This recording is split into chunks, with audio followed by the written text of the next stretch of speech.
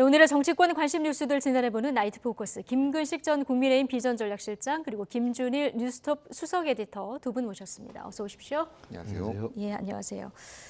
자, 이재명 대표 체포한 표결 이후 당내 내용이 지금 심상치 않은 이런 상황입니다. 강성 지지자들이 부결 투표를 안 한 의원들 찾아서 이제 색출하자, 색출이란 단어까지 나왔는데, 자, 그런데 표결한 날 이재명 대표 바로 옆자리에 앉아 있는 정청래 의원님은 부결하셨습니까? 이 문자를 받았다 그래요? 네, 뭐 정청래 의원이 페이스북에 이제 그 내용을 공개를 한 거죠. 그래서 이제 전체적인 어떤 지지자들, 여성 지지자들의 정서는 이건 겁니다. 도대체 누가 부결을 하고, 그러니까 누가 찬성을 하고, 누가 반대를 하고, 누가 기권을 했는지를 모르겠다라는 거예요. 모르겠으니까 한번 숫자를 맞춰보자 일단 다 찔러보고 그래서 이제 어떻게 나오는지 전수조사하는 겁니다. 일종의 전수조사인데 이거를 뭐 조직적으로 한다기보다는 나도 물어보니까 이렇게 했다 답변이 왔더라 이런 것들을 커뮤니티 안에서 서로 이제 정보를 공유하고 이런 것 같아요. 그래서 두 가지를 알 수가 있죠. 일단은 뭐 열성 지지자들의 분노가 굉장히 크다 지금 이 사안에 대해서 그거를 하나 알 수 있는 거고 또 하나는 지금 누구도 못 믿겠다. 누구도 못 믿겠다. 혹시 뭐 이재명 대표한테 본인한테는 그러면 본인 거 부결 던졌으니까 물어본 사람이 있는지 잘 모르겠는데 어쨌든 누구도 못 믿겠다라는 정서가 있는 것 같아요. 근데 이게 이제 뭐 뒤에도 계속 얘기가 나오겠지만은 과도하게 조금 이제 압박으로 좀 비춰지는 거 이렇게 좀 다 의원들의 자유당 뭐 이렇게 표결 이런 것들에 대해서 조금 부정하는 것으로 좀 비춰지는 것은 조금 뭐 부담이 되지 않을까 그렇게도 보여집니다. 비명계에서는 나치시대 색출 작업이냐 이런 비판도 오늘 나왔는데요. 처음 대장동 의혹을 제기한 분이 이제 이낙연 전 대표 그 캠프에서 나오다 보니까 지금 강성 지지자들 사이에서 영구 제명을 요구하는 청원을 올리고 있는데요. 이게 이미 이틀 만에 4만 5천 명을 넘어섰더라고요. 뭐 색출이란 단어가 나오고요. 그다음에 현역 그 민주당 의원 입에서는 배신이다, 배반이다 이런 이야기도 나오고 있습니다. 저는 그 민주당이라는 민주정당이 그 안에서의 다양성을 봉쇄하고 그야말로 똑같은 입장, 똑같은 행동만을 요구하는 그런 억압적 분위기가 저렇게까지 강하게 될 줄은 정말 몰랐습니다. 저는 비슷한 그 논리로 우리 국민의힘 전당대회 때 윤심 이야기하고 나경원 의원 대표 출마 접었을 때 민주당 쪽에서 얼마나 욕했습니까? 국민의힘에 다른 의견이 하나도 없다. 저렇게 똑같이 그 억압적인 분위기를 수용하느냐라고 욕을 하지 않았습니까?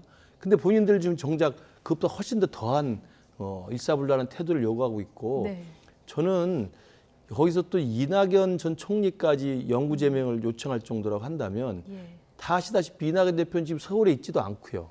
미국에 계속 체류하고 있었고 되도록이면 그 정치적으로 민감할까 봐 발언 자체나 행동 자체를 신중하게 삼가해 왔고 있지 않았습니까?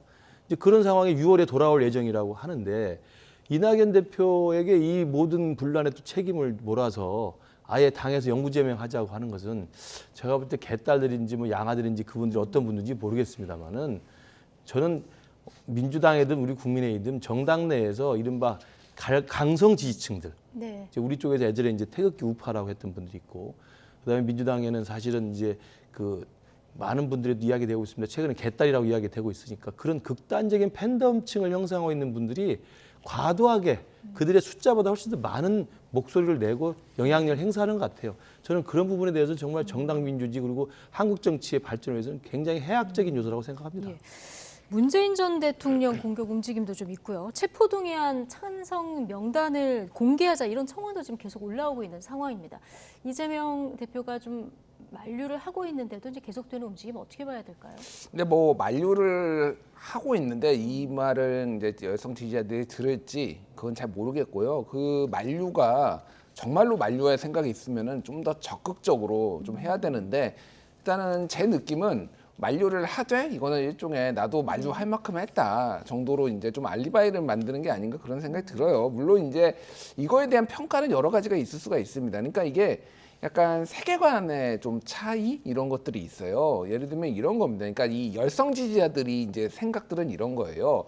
윤석열 검찰 독재 정권이에요. 지금 여기는 이 독재 정권에 맞서기 위해서는 우리가 단일 대우를 유지해야 되는데 이게 1980년대에 약간 운동을 했을 때 그런 마인드인 거죠. 그러니까 이게 뭐 시대착오적이다 이렇게 말씀하시는 분들도 있지만은 예. 그러면은 이거를 내부 총질이라고 보고 이제 이재명 대표를 도와주지 않는 것이 이게 적전 분열이라고 보는 거예요. 그러면 한 가지 목표를 위해서 우리가 단합을 해야 되는데 이것이 윤석열 정부를 도와주는 거다 이렇게 이제 보시는 분들이 상당히 많은 거예요. 그거와 반대해서 비명계에서는 오히려 이재명 방탄 이런 사법 리스크 때문에 윤석열 정부가 이 정도 실정하는데도 이게 빛을 못 보고 있다. 윤석열 정부를 제대로 이끌려면은 오히려 지금 이런 사법 리스크를 털어야 된다라는 이런 방법론의 차이 이런 것들이 이제 극명하기 때문에 좀 좁히기가 좀 어렵지 않나 그렇게 보여집니다. 예. 예. 박지원 전 국정원장은 이탈표를 던진 의원들에게 조폭보다 못한 친구들이다 이런 강한 비판도 했던데 오늘 발언 어떻게 들으셨습니까? 박지원 전 원장은 사실은 이제 그 민주당 내에서 오랜 그 경험과 경륜이 있는 원로 정치인 아닙니까? 저는 이럴 때는 정말 올바른 이야기를 따끔하게 해줄 수 있어야 된다고 생각하는데 이번에도 또 이재명 대표 편을 들고 오히려 찬성이나 아니면 기권 무효표를 던진 사람들에게 조폭보다 못한다고 이야기를 하는데요. 저는 반문하고 싶습니다. 아니 우리 보스가 감옥에 갈 것 같으니까 무조건 보스를 사수하게 해서 몸을 던져라. 그리고 보스를 배신하면 이건 배신이다. 이렇게 이야기하는 게 조폭입니까? 아니면 그 보스의 잘못된 것들을 잘 지적을 하고 그리고 보스로 인해서 전체 조직이 붕괴되는 걸 막기 위해서 고민하고 했던 사람이 조폭입니까? 저는 이해가 되지 않는 생각이라고 봅니다. 저는 지금 현재 민주당 내에서 이 개딸들이나 아니면 우리 박지원 전 원장 같은 이런 식의 그리고 또 김용민, 김남국 의원 등이 나서서 지금 뭐 네. 배신이라고 하고 당원들의 그 문제적인 정당하다고 옹호를 하고 있는데 그런 식의 강압적이고 억압적인 그야말로 일사불란하게 단 하나의 다른 목소리로 나오지 않는 이런 식의 억압적 구조가 오히려 조폭이고 예. 세상에 민주화 운동했을 때 YS나 DJ처럼 민주화 운동한 당 대표나 당 지도자를 목숨으로 사수한 것은 당연히 맞는 것이지만 지금 이재명 대표는 범죄 혐의 비리를 받고 있는 거 아닙니까? 범죄 혐의를 받고 있는 조직의 보스. 얘를 이 사람을 지키기 위해서 끝까지 목숨 걸고 싸워야 된다. 그렇지 않으면 배신이다. 배신이야 배신. 이렇게 이야기하는 게 저는 오히려 조폭스러운 게 아닌가. 저는 박지원 전 원장에게 지금 인식이 어떤 정세 인식이 모르겠지만 저는 되묻고 싶어요. 과연 어느 쪽이 조폭적인 행동을 하고 있는지 되묻고 싶습니다. 예. 어쨌든 지금 민주당 내 내분 상황 좀 심각한 상황으로 치닫고 있는데요. 친명계는 연일 비명계 저격에 나섰고 비명계 반발도 만만치 않습니다. 자, 양측 발언 듣고 오시겠습니다. 저는 이게 뭐 기획 혹은 조직적인 어떤 움직임이었을 수 있다. 그 가능성이 충분히 있다고 보고 있습니다. 이게 부결됐으니까 실패한 것이고요.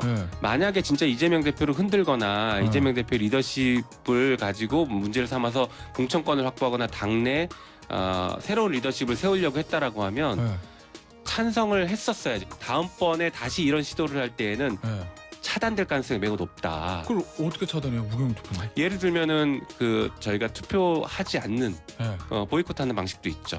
당선이 되려면 경선과 본선이란 두 단계를 거쳐야 됩니다. 경선만 생각한다면은 지금 현 체제, 예. 이 가급적 협조적인 게 더 편하겠죠. 민주당 간판 달고 과연 본선에서 경쟁력이 담보될 수 있을까? 이걸 걱정을 하는 거죠. 그 고뇌의 흔적들이 그 체포동의안 표결 때 여러 가지로 그렇게 반로가 됐다. 오히려 거꾸로다. 예. 라고 말씀을 드리고 싶습니다. 네, 오히려 경선만 생각하면 현 체제에 가급적 협조하는 것이 좋다. 이게 본선 경쟁력을 생각해야 된다는 조응천 의원 얘기까지 듣고 오셨는데, 자, 당원들 분노는 정당하다. 총선 공천에서 당원 평가를 반영해서 심판해야 된다. 김용민 의원은 이렇게 주장하고 있는데요. 일단 이 주장에 대해서 어떻게 보십니까? 그러니까 뭐 저는 이거를 부결을 던진 분들 아니면은 뭐 이제 뭐 찬성표를 던진 분들의 의견 다 존중합니다. 그래서 그거에 대해 아까 전에 말씀드렸지만은 서로 다른 세계관을 좀 가지고 있고 다른 방법론을 가지고 계신 분들이에요. 그런데 이게 이제 이후에 이 표결 이후에 드러나는 방식은 조금 좀 위험하다. 서로 이거를 좀 과도하게 지금 상대방이 틀렸다라고 너는 틀렸다라고 이렇게 비난하는 방식으로 하고 있는데 양쪽 다 그 얘기를 하고 있지만 특히 친명 쪽에서 너무 좀 과도하게 밀어붙이고 있는 거고 지금 당원 평가를 반영해서 심판해야 된다라고 하는데 지금 당원의 상당수가 이거가 지금 이거에 대해서 이제 공격적으로 지금 나오고 있잖아요. 그 예. 얘기는 결국은 다 떨어뜨리겠다라는 거나 전 다름이 아니거든요. 물론 이제 여러 가지 방식으로 이제 공천을 할 수가 있고 평가를 할 수가 있는 건데 이런 식으로 지금 확전일로로 가는 게 맞는 것인가 좀 네. 당에서도 조금 여러 의원님들이 좀 생각을 하실 필요가 있을 것 같고 이제 뭐 당원들의 의견을 반영하는 것이 맞다라고 얘기는 하는데 사실은 여론으로 보면 전체적으로 체포동의안에 대해서 가결시킨 것에 대해서 부정적인 평가가 지속적으로 많았어요. 이후에도 이제 나온 것들이 지속적으로 많아서 그러면은 이 민주당 이 의원님들이 민주당의 국회의원이기도 하지만은 국민 전체 국회의원이기도 해요. 그러니까 그 다른 생각을 하신 분들이 반드시 틀렸다라고 볼 수는 없는 거예요. 그래서 지금은 조금씩 좀 한 발자국 좀 물러서서 이거를 어떻게 할 것인가 조금 중지를 모아야 될 때가 아닌가 저는 그렇게 좀 보고 있습니다. 예. 저는 특히 김용민 의원이 굉장히 강한 발언을 했는데요. 다음 체포동의안 요청이 오면 아예 원천 봉쇄할 방법이 있다. 네, 이거는 응? 재석 의원을 맞습니다. 149명 이하로 하겠다 이 얘기입니까? 그러니까 아예 투표장 본회의장에 들어가지 않겠다는 거죠. 예. 보이콧을 해서 체포동의안에 대한 표결 자체를 무산시키겠다는 건데 왜냐하면 이제 본회의장에 못 들어가게 당해서 막아버리면 예. 그 자기 스스로의 개인적인 어떤 자유로운 투표를 하고자 하는 사람이 들어가는 그 장면만으로도 일단 아 저기 반란표인가 보다 생각할 거 아닙니까? 네. 그래서 애초에 공개 투표를 사실상 유도하겠다는 의도밖에 안 돼요. 그래서 실제로 인사 문제에 관한 무기명 투표를 국회의원들이 하는데 재석 의원 과반이라는 것을 아예 원천 봉쇄함으로써 투표 자체를 보이콧하겠다는 건 지금까지 해본 적이 별로 없어요. 그러니까 굉장히 저는 유치한 방법이고 굉장히 자신감 없는 방법이고 현실 가능성도 저는 저렇게 했다면 제가 후폭풍이 없다고 굉장할 거라 봅니다. 생각합니다. 왜냐하면 우리가 과거에 우리 북한의 투표를 배웠을 때 말로는 비밀 투표라고 하지만 사실상 공개 투표였던 것이 투표용지를 받고 바로 투표장에 넣는 사람과 투표용지에 뭘 적어서 내는 사람으로 찬반을 다 봤다는 거 아니겠습니까? 예. 말로는 그렇게 하지만 누구든지 다 알 수 있는 거 아니에요? 그러면 본회의장의 진입 자체를 봉쇄해버리겠다고 보이콧을 해버리면 지금 30표 이상에 나왔던 아까 그 조홍철 의원 이야기했던 것처럼 본선 경쟁력을 생각하고 민주당의 총선 승리를 고민하고 있는 사람의 자유로운 투표 결정은 이제 할 수가 없는 거예요. 본회의장 문을 열고 들어가야만 그 사람은 아, 저 사람 확실하게 반대편인가 보다 알 수 있는 거 아닙니까? 그걸 감수하고 누가 들어가겠습니까? 저는 정말 예. 대한민국 민주주의 상황에서 있을 수 없는 북한식의 저는 사실상 공개 투표 형식으로 몰아가기는 저는 유치한 발상을 생각합니다. 예. 그러니까 아예 투표장에 들어가지 말아서 원천 봉쇄하자. 이제 지도부는 좀 선을 긋고 있는 이런 상황인데요.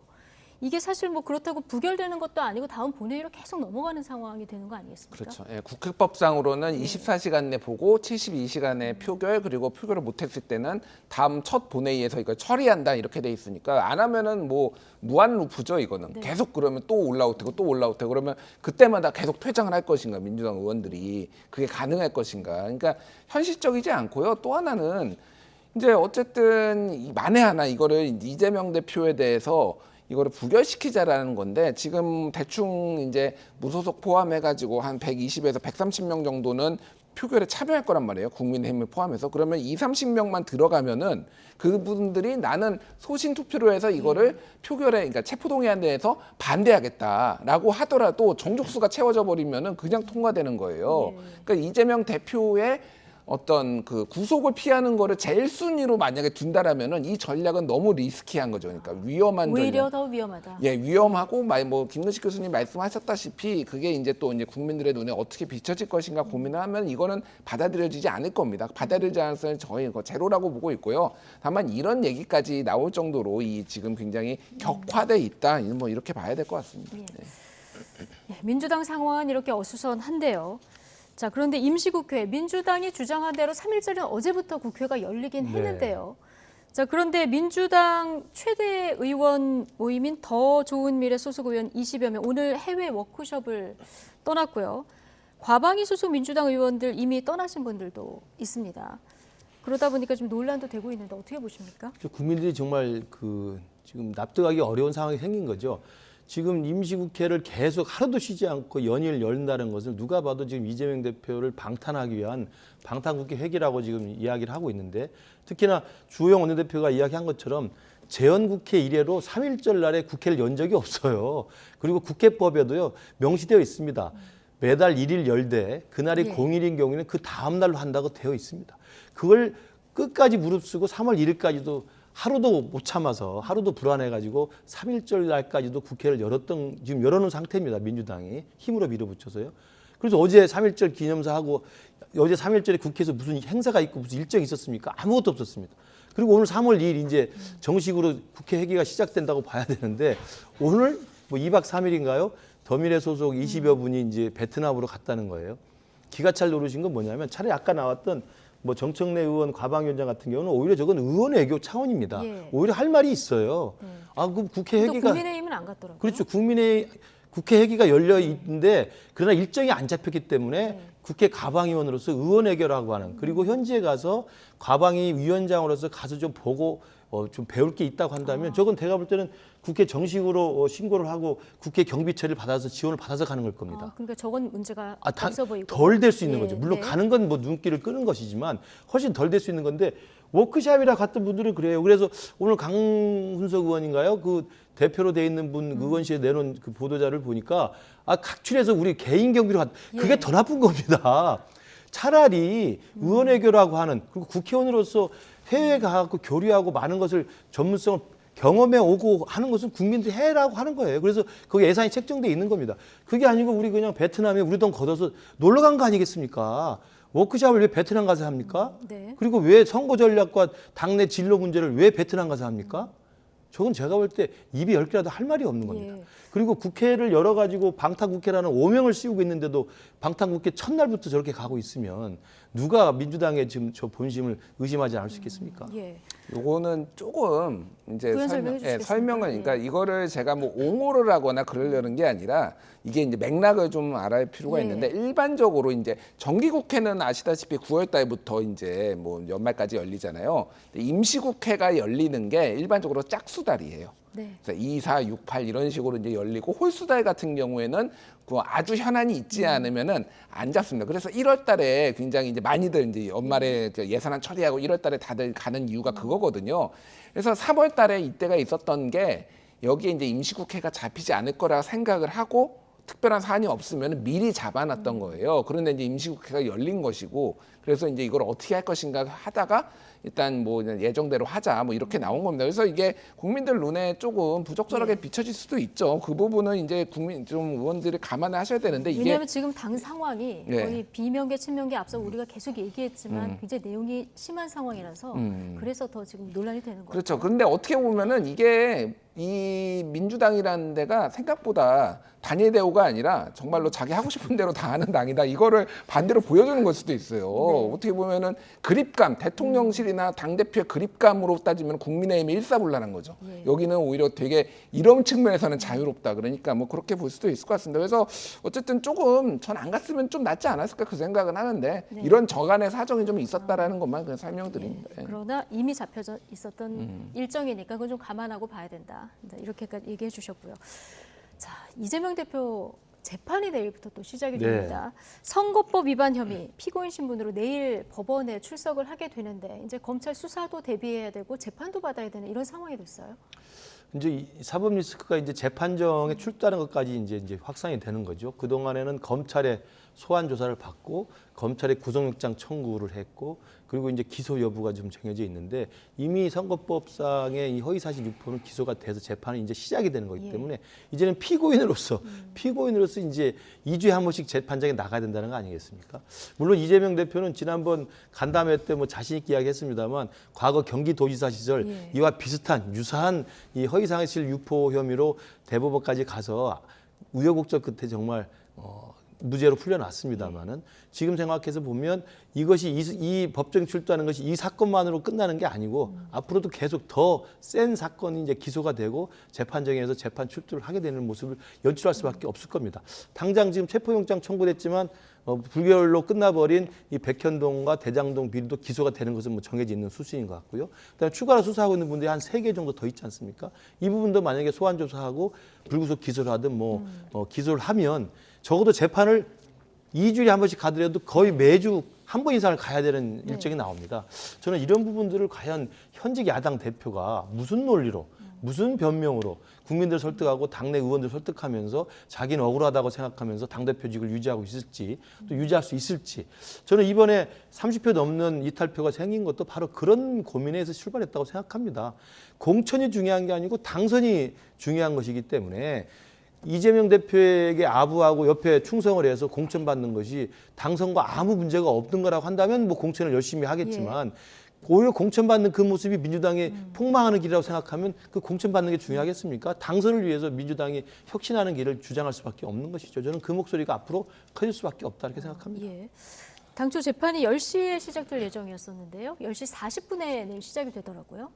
예, 뭐 그거는 지금 뭐 최고위원 회의를 참여를 하고 거기에 가는 걸로 지금 추정이 되고 있습니다. 그게 공식적으로 확인된 거 아니고 이렇게 언론 보도가 나오고 있는데 뭐 그거에 대해서도 뭐 자기 마음대로 그럼 재판 일정까지 바꾸냐 뭐 이런 비판도 있더라고요. 그런데 또 어쨌든 뭐 재판부가 받아들였으니까요. 그러니까요. 그러니까 그 부분에 있어서는 어쨌든 뭐 조율이 충분히 될 수 있다라고 이제 볼 수 있을 것 같고 이 선거법 위반 같은 경우에는 좀 여러 가지 이제 이견들이 있을 수가 있을 것 같아요. 저 같은 경우에는 사실은 이게 좀 과도하다라고 보고 있습니다. 저는 이 모든 이재명 대표와 관련해서는 사안사안별로 다 봐야 된다라고 항상 얘기를 해왔는데 선거법 같은 경우에는 대법원 판례도 있지만은 적극적으로 거짓말을 하는 이런 것과 수동적으로 변호를 자기를 설명을 하면서 하는 거 이거는 좀 구분해서 봐야 된다라고. 일단 두 가지입니다. 예. 대장동 관련해서는 김문기 처장 잘 모른다.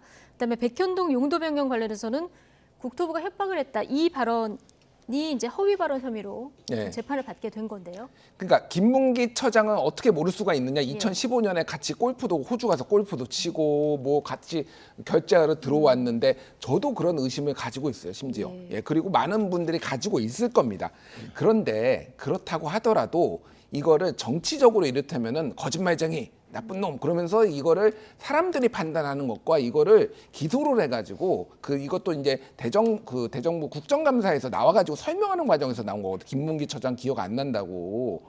그리고 인터뷰에서 얘기. 인터뷰에서 이거는 인터뷰네. 이거는 인터뷰네요. 그러니까 그 뒤에 거 백현동은 이제 대정부 질문이었고요. 근데 그게 맞는 방식이냐라는 거예요. 그러니까 이것도 다 일종의 설명하는 방식이에요. 지금 대법원 판례로 나온 게 예를 들면은 뭐 재산 허위 기재, 학력 허위 기재 이런 거는 속이려는 적극적인 의지가 있었으니까 이런 거는 처벌을 하되 방어적으로 이렇게 설명하는 것들은 처벌하지 않는다거나 무죄라는 것들이 이제 취지가 있는 거예요. 그래서 어떻게 이거를 기억이 안 난다는데 어떻게 밝힐 겁니까? 저도 의심은 해요. 이를테면은 김부선 씨 뭐 안 사귀었다라고 하지만 저도 의심합니다. 뭐 그런 유의 게 되게 많아요. 그거는 근데 국민들이 정치적으로 이렇게 거짓말쟁이인지 아닌지를 판단할 문제지. 이런 거를 하나씩 다 기소하면 그러면은 윤석열 대통령 도이치모터스 관련해서 주가 조작 의혹 관련해서 지금 부인 김건희 씨가 2단계 때는 개입하지 않았다고 하지만은 지금 재판 과정에서 지금 드러나고 있거든요. 이것도 기소해야 돼요. 그런 거짓말로. 근데 그런 식으로 가면은 흑탕물 됩니다. 그러니까 이거는 검찰이 좀 무리했다. 그리고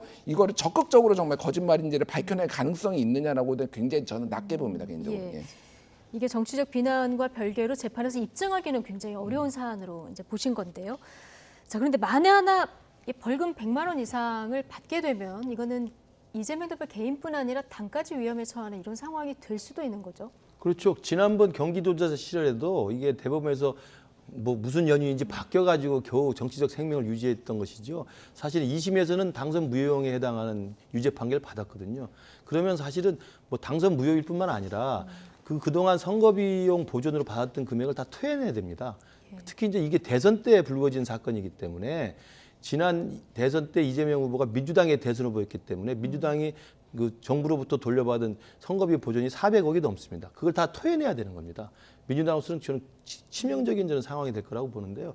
저는 우리 김준일 수석 에디터가 말씀하신 것처럼 정치적 비난은 가능하지만 법적으로는 좀 이게 다툼이 좀 여지가 있다고 말씀하셨는데 저도 이 두 건을 보면 김문기 처장을 모른다고 하는 건 기억의 영역이기 때문에 뭐 할 말이 없어요. 사실은 본인이 기억 안 난다는데 그걸 무슨 뭐 거짓말 탐지기를 할 겁니까? 뇌를 열어볼 겁니까? 그건 어쩔 수 없는 거지만 적어도 용도 변경은 어떻습니까? 저는 그건 검찰이 자료를 굉장히 많이 가지고 있습니다. 그러니까 국토교통부에서 일단 국토부 공문이 나왔죠. 공문이 있죠. 공문이 있고 성남시 공무원의 진술이 있고요. 성남시 공무원이 만든 공문들이 또 있는 겁니다. 이게 자료가 있는 거예요. 그러니까 이건 기억 영역이 아니라 자료 영역이라는 점에서 다르고요. 또 하나는 김문기 처장 같은 경우는 이제 어디 라디오 인터뷰에서 하다 보니까 나온 이야기일 수도 있다고 생각하지만 이건 아까 말씀하신 것처럼 국정감사장이었어요. 예. 그리고 그때 10월 달에 국정감사 시기가 이재명 당시 경기도지사는 민주당의 가장 유력한 대선 후보 중에 한 명이었습니다. 예. 그래서 백현동 의혹, 대장동 의혹이 막 터져 나왔을 때예요. 그래서 대선 후보로서의 앞서가던 분위기가 막 흔들리던 상황이었습니다.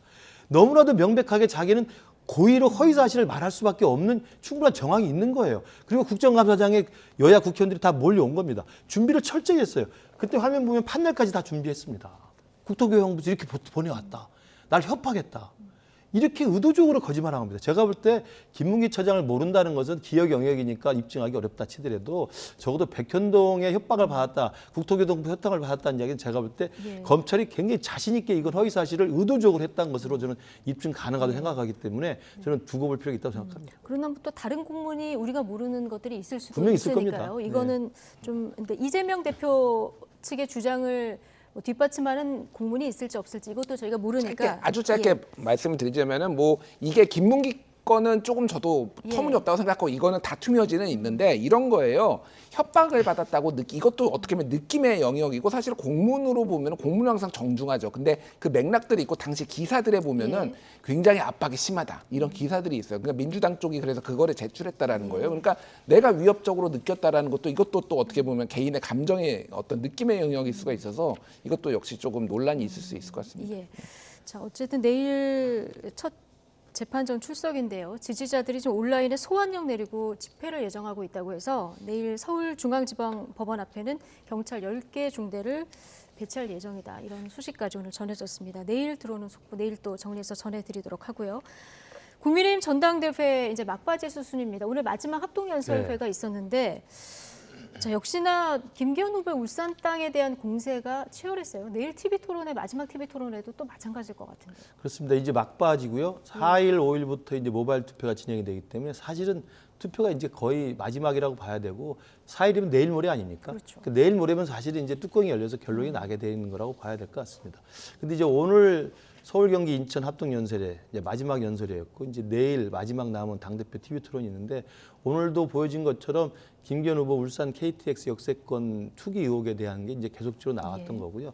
저는 이 부분에 대해서 조금 이게 확대가 되다가 조금 진정되는 양상. 특히 이제 지난주에 김기현 후보가 직접 기자회견을 열어서 설명을 하고 PPT를 설명하면서 해명을 했던 부분이 조금 저는 잠재워졌다고 생각을 했는데 오늘 민주당 쪽 그리고 이제 황교안 후보 쪽에서 또 새로운 또 다른 방향의 또 새로운 의혹이 제기되고 있어서 이 부분이 지금 그 투표 막바지에 임박한 상황에서 어떻게 영향을 미칠지 좀 두고 봐야 될 것 같습니다.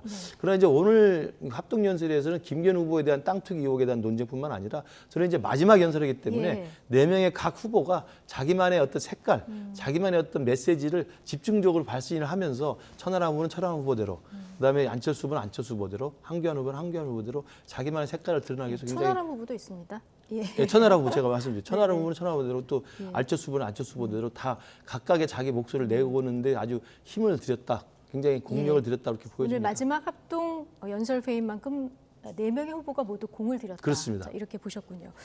자, 김기현 후보 지금 의혹에 대해서 정면 돌파 움직임입니다. 본인뿐 아니라 황교안, 안철수, 황운하, 민주당 황운하 의원까지 지금 수사 의뢰를 한 이런 상황인데요.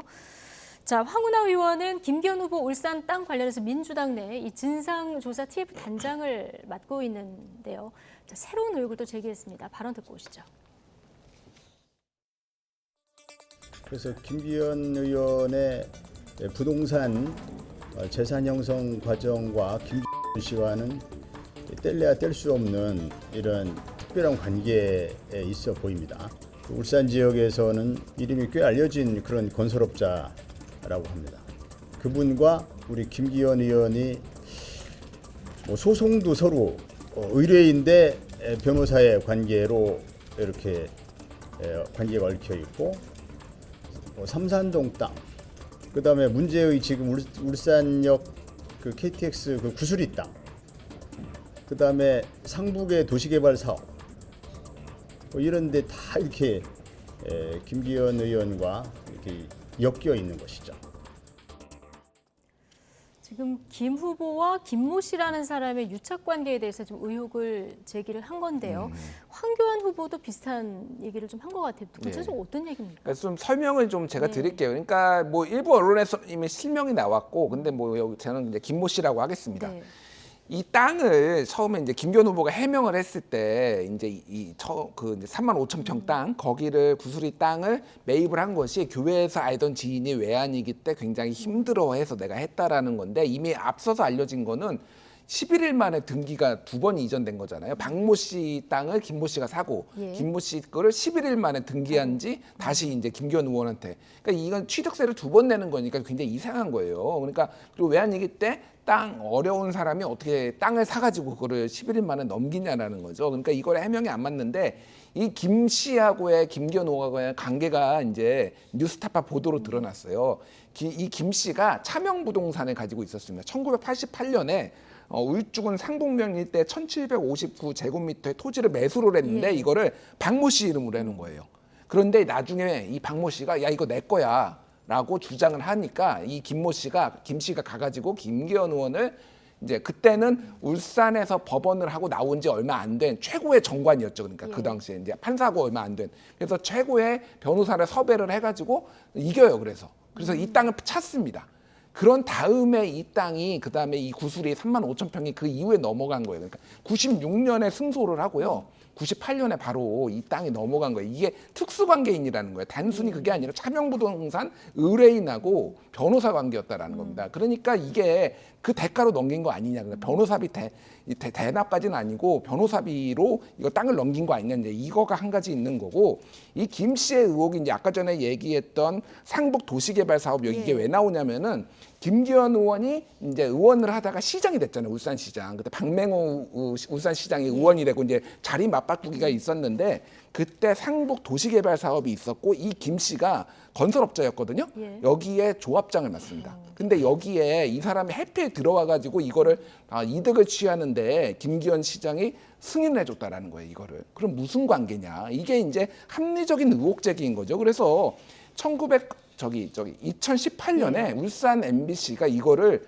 보도를 했어요. 그래서 이거를 명예훼손으로 허위사실적시는 명예훼손으로 김기현이 걸었지만 다 패소했습니다. 민형사를 다 걸었는데 3년여에 걸쳐서 이거 다 무죄 났거든요. 그러니까 이거는 지금 수사 의뢰해봤자 마찬가지예요. 그러면 그거 동일한 사안이라면은. 그러니까 이거는 지금 그냥 위기를 좀 빠져나가기 위한 그런 걸로 이제 추정될 수밖에 없고 지금 당내가 문제가 아니라 앞으로 이제 저 총선 때 이게 얼마나 더 커질 가능성이 저는 굉장히 있다고 봅니다. 김기현 후보는 뭐 민주당이 그동안 계속 탈탈 털었는데도 나온 게 없다. 그렇게 계속 주장을 하고 있습니다만은 지금 오늘 황교안 대표 같은 경우는 이게 총선 필패를 막기 위한 수단이다 또 한 번 얘기를 했거든요. 그렇죠. 뭐 이번 경선 이후에도 리스크가 될 가능성이 있을까요?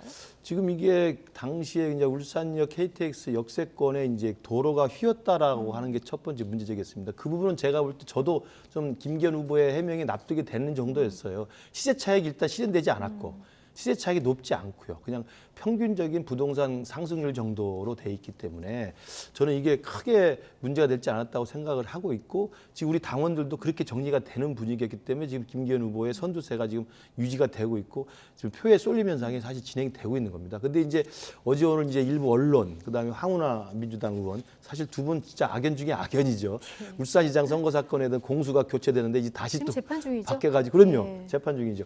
그렇게 해서 지금 또 문제 제기를 하고 있는 것이고 또 황교안 후보도 비슷한 문제 제기를 또 하고 있어서 단순히 KTX 역세권 도로 수정권이 아니라 이제는 김기현 후보와 관련된 그 김모 씨라는 분과의 어떤 관계가 특수하게 있는지 그러면서 김기현 후보의 울산시장 재임시까지 의혹이 제기된다면 이건 좀 확대되는 양상입니다. 그래서 이 부분에 대해서는 좀 김기현 후보가 지금 선거 막바지니까 투표에 이렇게 큰 영향을 미칠 것 같지는 않습니다. 우리 당원들에게는. 그러나 어쨌든 그 결과에 따라서는 나중에 이게 계속 확대될 우려도 있다고 생각한다면 투표의 당락과 상관없이 김기현 후보 스스로가 이 부분에 대해서 의혹이 있다고 한다면 분명히 좀 지난번 와서 기자간담회 자청해서 확실하게 해명했듯이 설명을 할 필요가 있다는 말씀을 드리고 특히나 이제 오늘 김기현 후보의 법률 지원 단장인가요? 이 변호사분이 그 경찰 국수본에 이제 수사 의뢰를 했기 때문에 그렇죠. 김기현 후보도 포함을 되고 안철수, 황교안, 황운하 의원까지 다 포함을 해서 명예훼손인지 아닌지 가려달라고 수사를 한 상태입니다. 그래서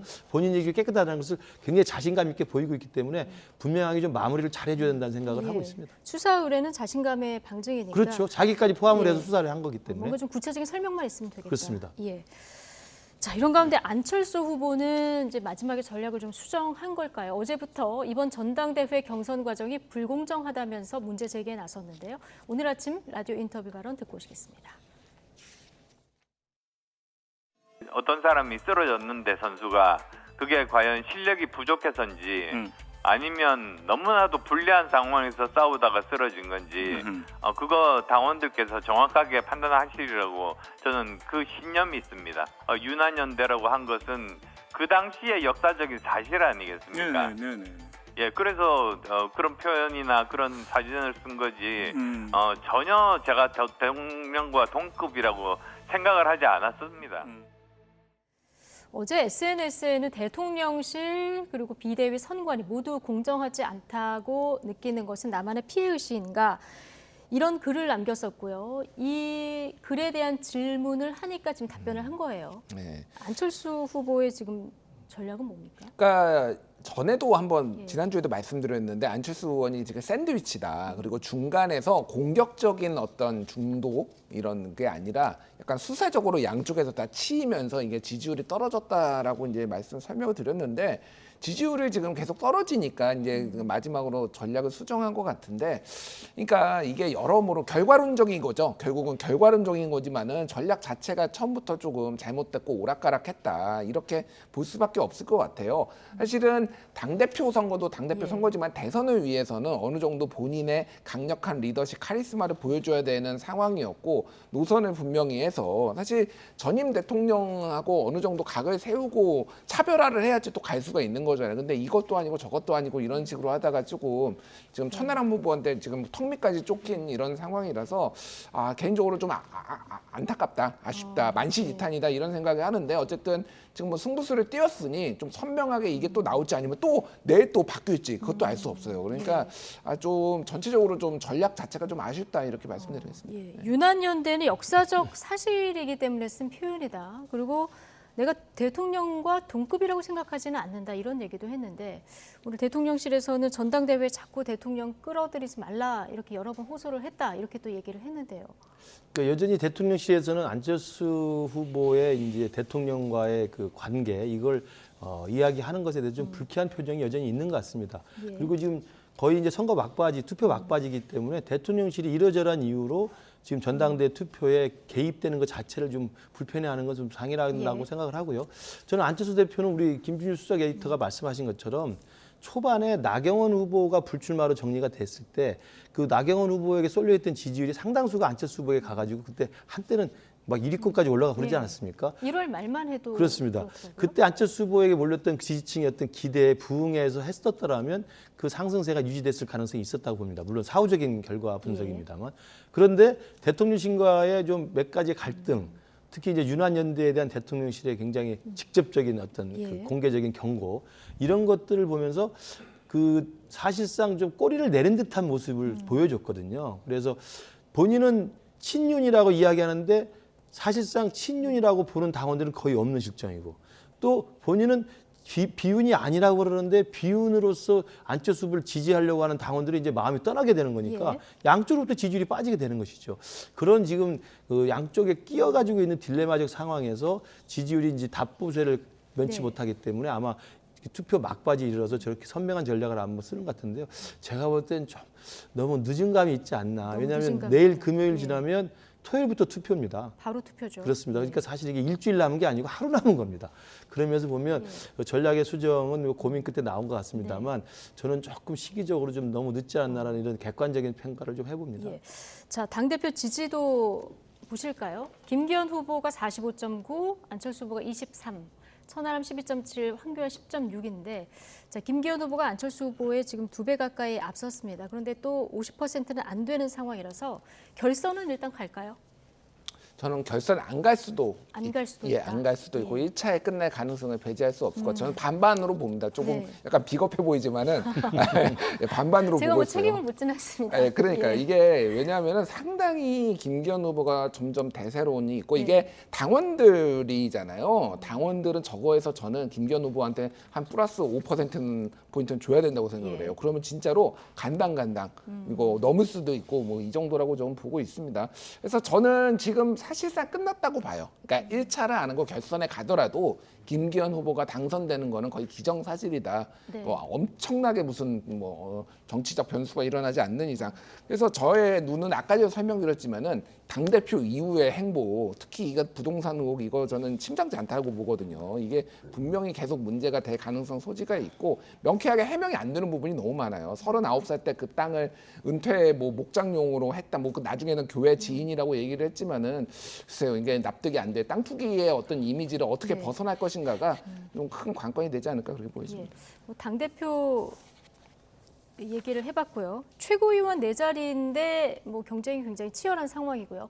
청년 최고위원은 한 명 뽑는 거죠. 네. 한 명 뽑는 건데 이제 가장 당선 확률이 높은 후보는 장해찬 예. 후보입니다. 뭐 여론조사를 보면은 크게 앞서가는 상황인데, 근데 지난번에 과거 웹소설 논란이 있었는데 이번에는 불법 자동차 경주 모임을 한 의혹이 또 제기가 됐는데요. 어떤 얘기입니까? 그러니까 이준석계라고 불리는 그 후보들 사이에서 과거에 장해찬 후보가 했던 말들을 모아서 이렇게 온라인상에서 돌리는 게 있더라고요. 근데 예. 보면은 뭐 이러저러한 굉장히 놀랄만한 발언도 많이 했고 이런 것들이 조금씩 드러나고 있는 것 같은데 저는 이제 지금 웹소설과 관련된 이제 성적 비하 또는 어떤 성에 대한 잘못된 인식에 대한 문제 제기가 있었고 예. 특정 그 연예인에 대한 네. 비하 발언, 비하의 어떤 그 내용이 있었는데 그 부분은 좀 정리가 되는 듯 하더니 오늘 또 새로 제기되는 것은 과거 시절에 이른바 불법적인 것이라고 할 수 있는 레이싱을 했었다. 네. 그 주도하는 역할을 했었다는 게 지금 드러나 있고 이 부분에 대해서 조금 이제 확대되는 게 뭐냐면 이걸 장해찬 후보는 불법이 아니었다고 이야기를 하는 것이고 천하용인 측에서는 이게 불법인지 아닌지 가려보자라고 이야기를 하는 것이어서 만약에 법을 확실히 불법이라고 한다면 사실은 이건 좀 문제가 좀 될 수 있는 것이죠. 그러나 불법이 아니고 그냥 젊은 시절에 호기롭게 그냥 자동차를 좀 속도를 내서 몰았다. 그냥 동호회 활동을 한 거 정도라고 생각하면 넘어갈 수 있는 것입니다만 그래서 이 부분이 이제 또 새롭게 부각된 게 어떻게 변수가 될지 모르겠습니다만 앵커께서 말씀하신 것처럼 워낙 지금 그 국민의힘 지지층 그다음에 당원들에서는 장해찬 후보가 압도적으로 앞서가고 있기 때문에 투표의 결과에는 큰 영향을 미치지 못한다. 변수는 안 될 것 이렇게 같다. 생각합니다. 예. 친이준석계 후보들은 뭐 거세게 비판을 쏟아냈고요. 장해찬 후보는 불법은 전혀 없었다 이렇게 일축했는데요. 발언 직접 듣고 오시죠. 돈벌이를 야설로 하고 취미생활을 사실상 폭주 레이싱으로 하는 이런 말도 안 되는 이력들이 지금 공개되고 있고 문제는 장해찬 후보의 이 대응입니다.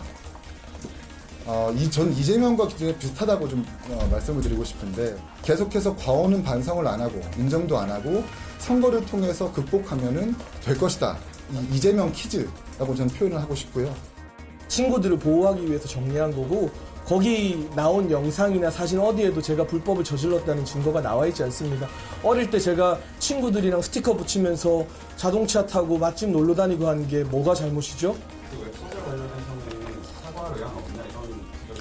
제가 염려하신 팬분들한테는 사과했고요. 12세 이용가 판정받아서 정상적으로 서비스된 창작물이기 때문에 이제까지 밝힌 입장으로 나머지는 가름하겠습니다.